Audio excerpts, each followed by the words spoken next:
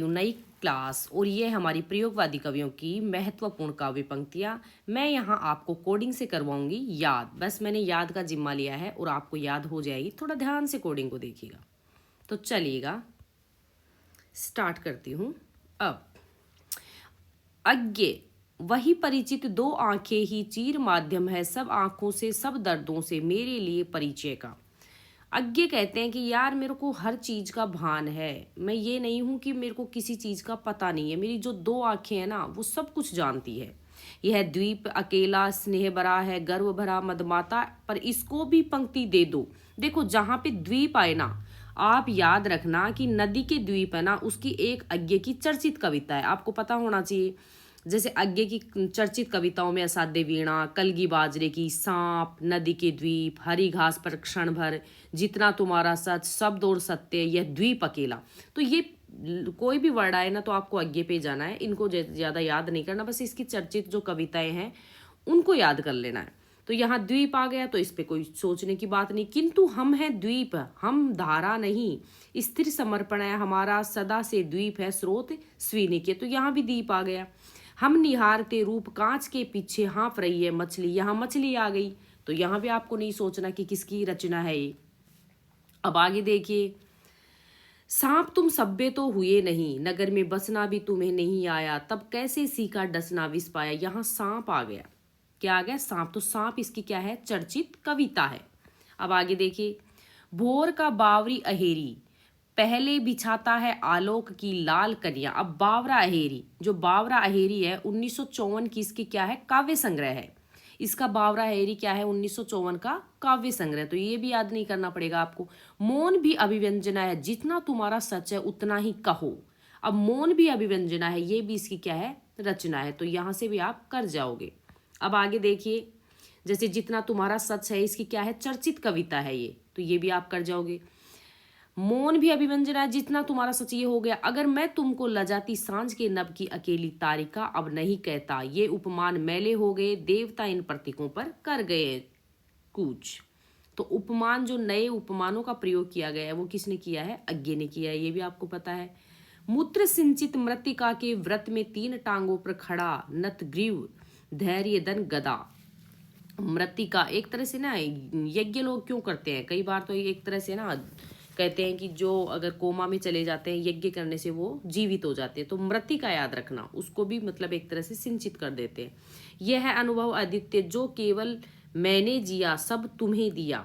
और ये चीज क्या है? ये अनुभव किसका हो सकता है? जो अज्ञे करते हैं।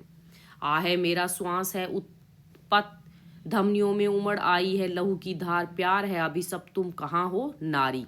और ये कह रहा है आ है मेरा श्वास।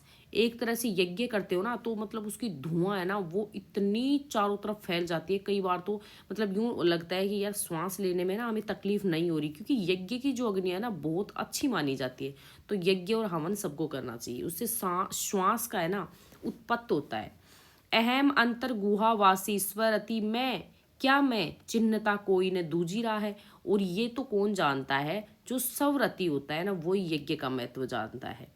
वंचना है चांदनी झूठ वह आकाश का निर्वधि गहन विस्तार, शिशिर की राका निशा की शांति है निस्तार। और झूठ वह आकाश। और अगर दा कोई यज्ञ नहीं करता तो ये सब झूठ है भाई। यज्ञ तो हर लोग करते हैं, क्योंकि अगर कोई नहीं भी करता होगा तो शादी के टाइम भी यज्ञ होता है, हवन होता है। तो ये झूठ मत बोलो। एक तीक्ष्ण अपांग से कविता उत्पन्न हो जाता है, एक चुंबन में प्रणय फलीभूत हो जाता है, पर मैं अखिल विश्व का प्रेम खोजता फिरता हूँ, क्योंकि मैं उसके असंख्य हृदय का गाथा कार हूँ। तो एक तीक्ष्ण अपंग लोग भी यज्ञ करने से सफल हो जाते हैं। तो यहाँ पे यज्ञ खत्म हुआ और यहाँ इसकी कोडिंग खत्म हुई। अब आ जाते हैं हमारे मुक्ति बोध। मुक्ति बोध, हर एक छाती में आत्मा अधीरा है, प्रत्येक सुस्मित में विमल सदा नीरा है, मुझे भ्रम होता है प्रत्येक वाणी में महाकाव्य पीड़ा है। जो सबसे ज्यादा पीड़ा किसमें होती है? जो मुक्त नहीं होते, जो बंधे हुए लोग होते हैं ना, उनकी छाती एक तरह से अधीर होती है। बस इसी से कोडिंग कर लेना। अब अंधेरे में से देखना, इसकी सबसे इंपॉर्टेंट रचना है अंधेरे में।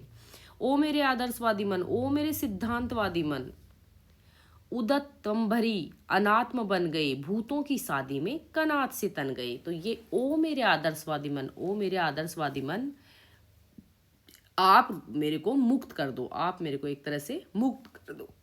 बहुत बहुत ज्यादा लिया, दिया बहुत बहुत कम, मर गया देश, अरे जीवित रह गए तुम। अरे देश मरा नहीं है, जीवित हम रहे हैं, क्योंकि हम लोग जो बंधे हुए देश को मुक्त करेंगे तो मुक्ति बोध।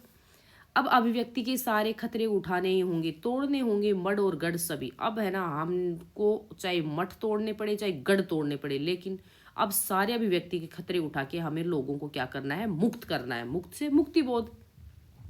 कविता में कहने की आदत नहीं है, पर कह दूं वर्तमान समाज चल नहीं सकता, पूंजी से जुड़ा हुआ हृदय बदल नहीं सकता।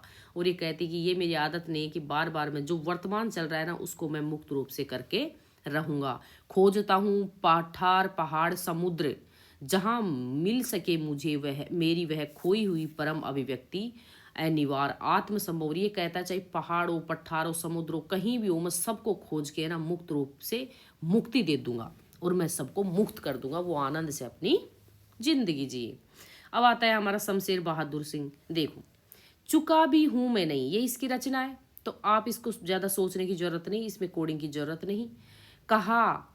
कहाँ किया मैंने प्रेम अभी, जब करूंगा प्रेम पिघल उठेंगे युगों के भूदर, उफन उठेंगे सात सागर, किंतु मैं हूं मौन आज। एक पीली शाम, ये भी इसकी रचना है। देखो, चुका भी मैं हूं नहीं, ये भी रचना है। एक पीली शाम, ये भी रचना है। एक पीली शाम, पतझर का जरा अटका हुआ पत्ता, अब गिरा है अटका हुआ आंसू, संध्या तार का सा अतल में बात बोलेगी हम नहीं, भेद खोलेंगी बात की, गिर गया है समय का रथ। देखो, समय का रथ कब गिरेगा, ये है हमारा रथ मान लो, और यहाँ पे शेर आ जाए तो एक तरह से ये समय का पूरा रथ गिर गया ना, हम कुछ नहीं कर सकते। तो शमशेर बहादुर सिंह। लालिता से मर गया है राग, भावना की तुंग लहरे, पंथ अपना अंत अपना जान, रोलती है मुक्ति के उद्गार।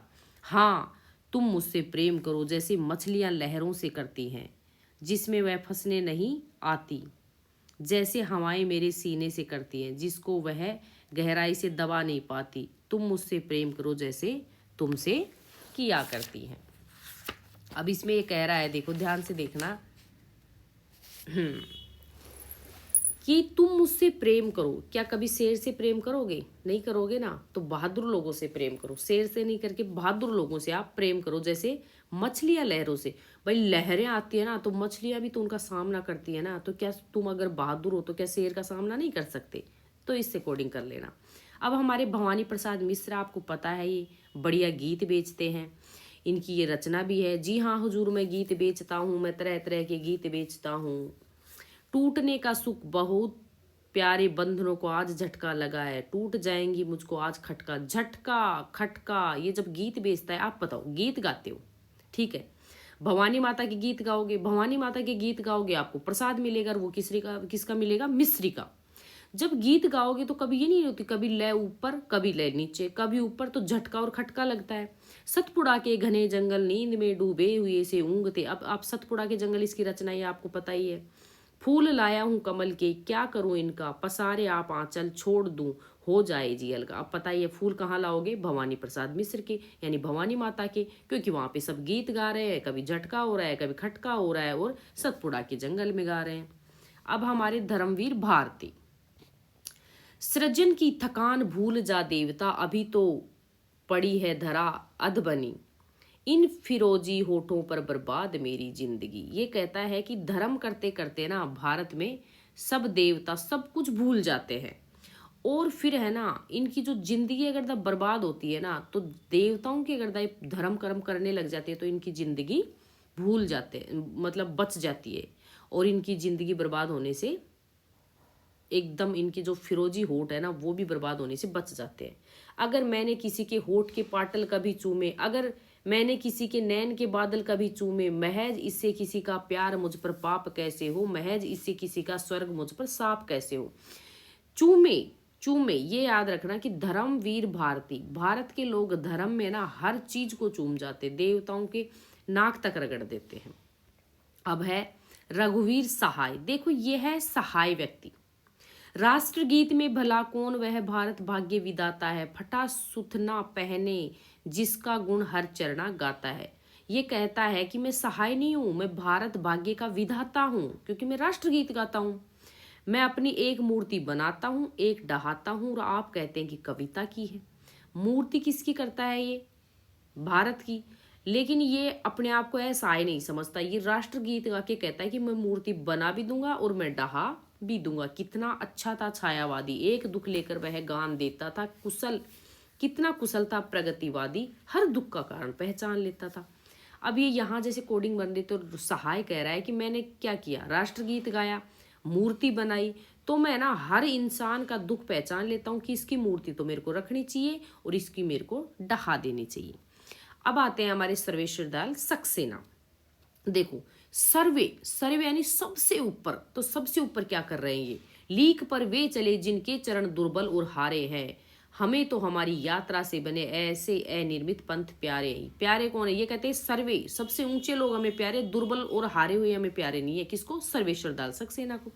लोकतंत्र को जूतों की तरह लाठी में लटकाए भागे जा रहे हैं सभी, सीना फुलाए, और ये कहते हैं कि सब यानी सर्वे, सर्वे कर रहे हैं। सर्वे करते हैं तो क्या करते हैं? लोकतंत्र की जिंदाबाद, लोकतंत्र जिंदाबाद बोलते हैं ना। जब लोकतंत्र को जिंदाबाद करते हैं तो सब बोलते हैं, सबसे सर्वेश्वर दयाल सक्सेना। मैं नया कवि हूँ, इसी से जानता हूँ सत्य की चोट बहुत गहरी। सत्य यानी सत्य सबसे ऊंचा होता है, ऊंचा मतलब सर्वे, सर्वे यानी सर्वेश्वर दयाल सक्सेना। केदारनाथ सिंह, देखो ये सिंह है, केदारनाथ सिंह। एक है केदारनाथ अग्रवाल, अग्रवाल वाली कोडिंग आपको पता ही है, और यहाँ सिंह देखो। मैंने जब भी सोचा मुझे रामचंद्र शुक्ल की मूछें याद आई। केदारनाथ सिंह कहता है कि मेरे को जैसे सिंह, मैं सिंह हूँ शेर की तरह।